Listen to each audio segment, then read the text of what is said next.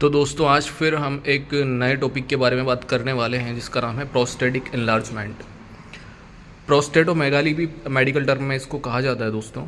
तो ये क्या होता है इसमें कि प्रोस्टेट जो ग्लैंड होती है उसका एनलार्जमेंट होता है और ये मेनली मेल में होता है, फीमेल में नहीं होता, क्योंकि प्रोस्टेट ग्लैंड मेल में पाई जाती है। और एक और बात मैं आपको बता दूं इम्पोर्टेंट कि जब फॉरेंसिक जो सिस्टम होता है दोस्तों, जब वो किसी डेड बॉडी का जब पुरानी डेड बॉडी जाती है उसमें कुछ ऑर्गन जो है सारे उसके ऑर्गन का जो प्यूट्रिफेक्शन हो जाता है, सारे ऑर्गन ख़राब हो जाते हैं, सड़ जाते हैं, तो उस कंडीशन में जब मेल या फीमेल का पता लगाना जब जाता है, पता लगाया जाता है कि वो मेल की बॉडी है फीमेल की है, तो उसमें ये होता है कि प्रोस्टेट या यूट्रस ये दोनों ही डिवाइड करते हैं। अगर यूट्रस है अगर फीमेल में तो जो है वो फीमेल है, और बॉडी में अगर प्रोस्टेट पाया जाता है तो वो मेल की डेड बॉडी है। तो ये एक उसको डिफाइन करने का एक बहुत इंपॉर्टेंट तरीका भी है दोस्तों।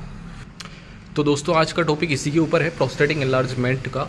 तो इसमें क्या होता है दोस्तों कि ड्रॉप बाय ड्रॉप यूरिन आता है, यूरिन की प्रॉब्लम हो जाती है एक एज होने के बाद में 50-60 साल की उम्र में। तो ये एक मोस्ट कॉमन है, इसमें कोई ऐसी प्रॉब्लम नहीं है। और जो है कि इसका सर्जरी भी होता है, लेकिन जब हम होम्योपैथिक दवाई लेते हैं तो उसकी ज़रूरत नहीं पड़ती है। तो इसमें ड्रॉप बाय ड्रॉप यूरिन होता है और अर्जेंसी टू यूरिनेट होता है, फ्रिक्वेंट यूरिनेशन होता है इसमें कि उसको बार बार पेशेंट को बाथरूम जाना पड़ता है, वॉशरूम जाना पड़ता है। और दोस्तों इसमें जो है यूरिनेशन के समय पेनफुल यूरिनेशन होता है और यूरेथ्रा में पेन रहता है और ड्रॉप बाय ड्रॉप यूरिन इसमें रहता है और फ्रिक्वेंसी उसको लगी रहती है कि मेरे को बार बार यूरिन जाना है, एक बार में उसको सेटिस्फेक्शन पेशेंट को नहीं होता है। तो इस कंडीशन में दोस्तों ये एक बहुत इंपॉर्टेंट होम्योपैथिक मेडिसिन है जो अगर 2-3 महीने इंसान लेता है, अगर पेशेंट लेगा तो जो है उसका प्रोस्टेट एनलार्जमेंट कम हो जाएगा और उसका जो है कि सारी समस्या उसकी ठीक हो जाएगी। तो दोस्तों बात करते हैं पहली होम्योपैथिक मेडिसिन के बारे में।